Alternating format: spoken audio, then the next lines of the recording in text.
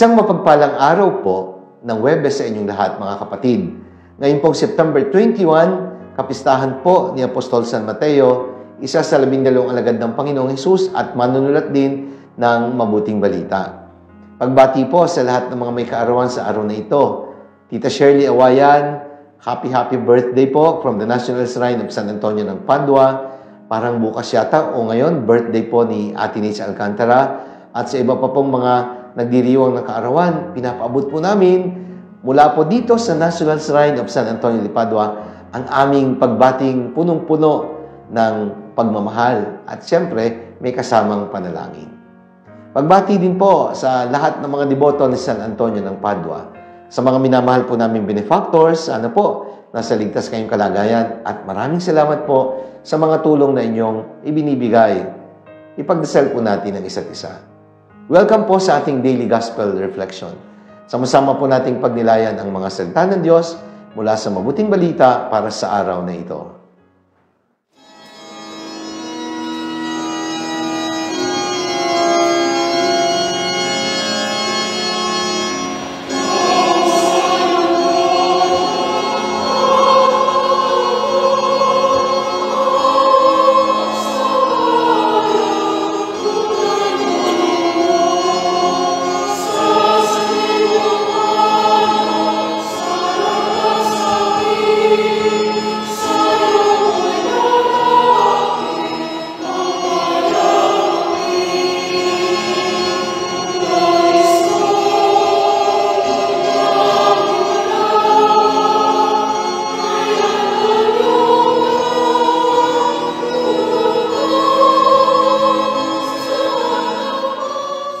Mga minamahal kong kapatid, ngayon po kapistahan ni Apostol San Mateo. Pagdinilayan po natin ang Ebanghelyo ayon sa Ebanghelyong sinulat ni San Mateo. Ito po ay mula sa ikasyam na kabanata, mga talata 9 hanggang 13. Ang pamagat po ng pagdinilay na aking ibabahagi sa inyo sa araw na ito ay nagsasabing, experiencing love that is greater than our sinfulness. Ang pagtawag po kay Apostol San Mateo para maging alagad ni Jesus ay isang malaking palaisipan para sa mga pangkaraniwang Hudyo na litigate sa mga lider relihiyoso sapagkat si Mateo, bago naging alagad, ay isang publikano. Ang mga publikano po ay nagtataglay ng hindi magandang reputasyon sa harap ng kanilang kapwa kababayang Hudyo sapagkat sila po ay tinuturing na taksil sa bayan. They were Jews serving the Roman government by way of collecting taxes from their fellow Jews.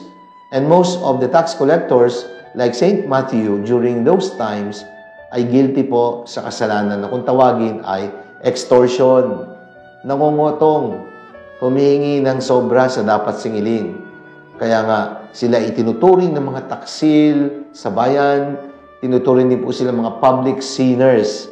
Kaya hindi po maganda ang reputasyon. Kaya unlikely, iisipin ng mga Hudyo, hindi dapat yan maging alagad sapagkat yan ay taksil sa bayan. And yet, in being a tax collector, meron pong tatlong mahalagang letter piece sa buhay ni Mateo. Una, position, kasi nga, tax collector. Pangalawa, power. Pangatlo, possessions. Position, power, and possessions. Pero sa kabila ng lahat, nang meron na si Mateo, he was not completely happy. Something was eating his heart out. Hindi siya masaya sa mga bagay na meron na siya. Meron pa siyang hinahanap. At nais niyang matagpuan ito sapagkat feeling niya, yun ang magbibigay sa kanya ng ganap na kaligayahan. Kaya yung kanyang paghahanap, yung kanyang pagtatanong, ay naging oportunidad upang makilala niya ang Panginoong Hesus. Tinawag siya ng Panginoon, iniwan ni Mateo ang hapag o ang paningilan ng buwis, at sumunod kay Jesus. Mula sa pagiging maniningil ng buwis, siya ay naging alagad at nagbuwis ng kanyang buhay.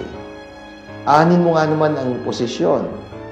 Kung may nasasaktan ka naman tao at naaapakan ng kapwa, anong saysay ng pagkakaroon ng kapangyarihan kung ito naman ay ginagamit mo para man lamang na iyong kapwa at nagiging daan para ikay mapahamak sa apoy ng impyerno.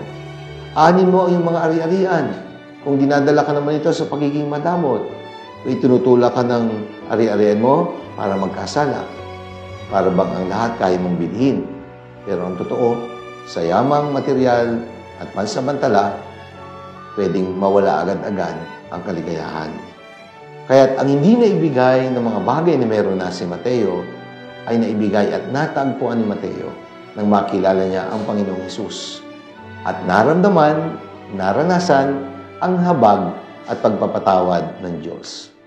Aanin mo nga naman ang posisyon, ang kapangyarihan at ang mga ari-arian kung may sakit naman ang iyong kaluluwa dahil itinulak ka ng mga bagay na meron ka sa pagkakasala.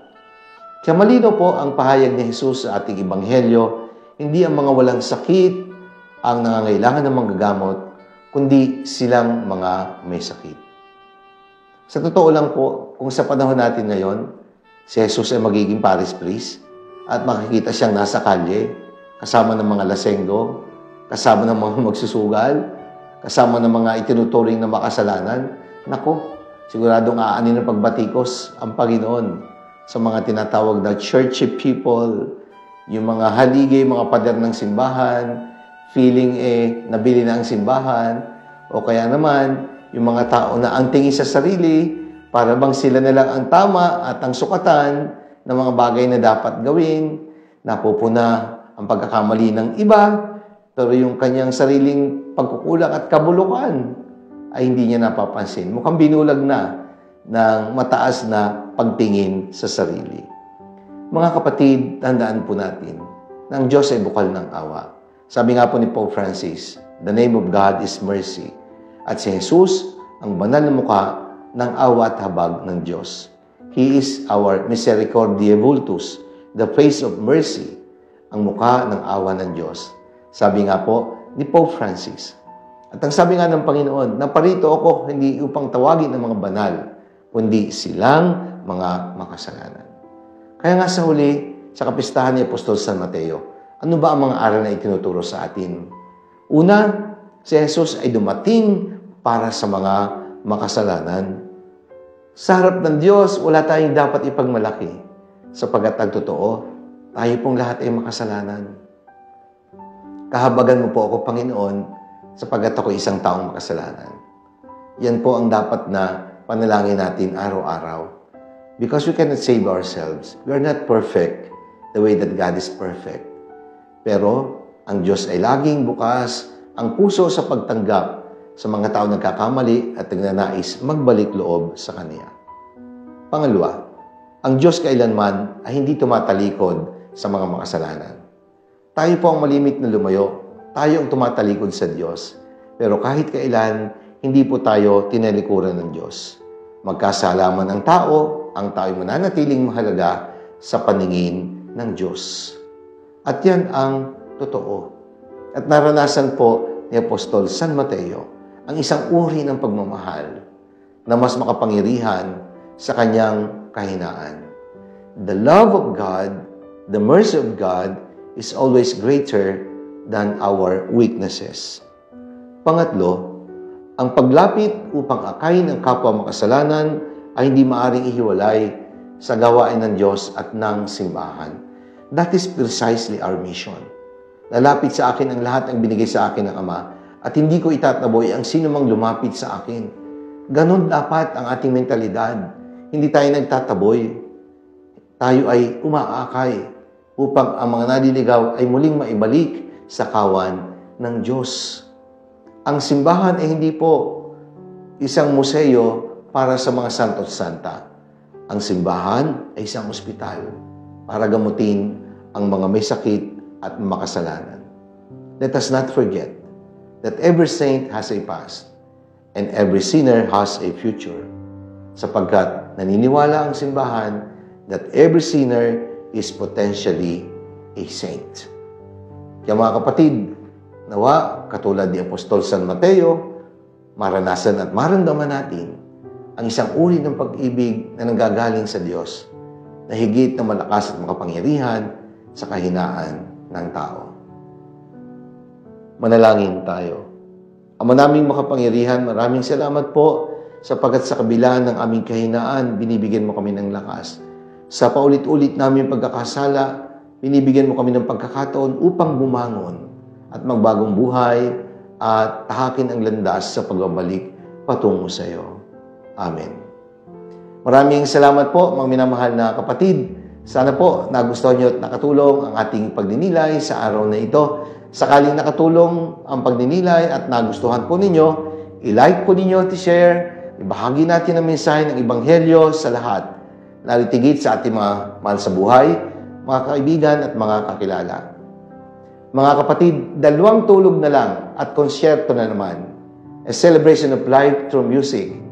Ang inyong pong lingkod, Father Emil, performing live with his band, The Harana ni Kura Band, kasama po ng ilang mga panauhing pari na maghahandog din po ng kanilang mga talento sa mga bilang na kanilang ihahandog sa nasabing konsyerto. Suportahan po ninyo. Manood po kayo. Mismo sa araw ng concert, sa pintuan ng simbahan, meron pa po mga available na tickets. Pwede pa po kayo humabol at manood ng nasabing konsyerto. 2 tulog na lang, konsyerto na naman. A celebration of life through music. Suportahan niyo po ang inyong lingkod para po sa pambansang dambalan San Antonio ng Padua at para sa pangailangan ng Commission on Family and Life. Maraming salamat po. Pagpalain tayo ng makapangyarihan Diyos, Ama at ng Anak ng Espiritu Santo. Amen.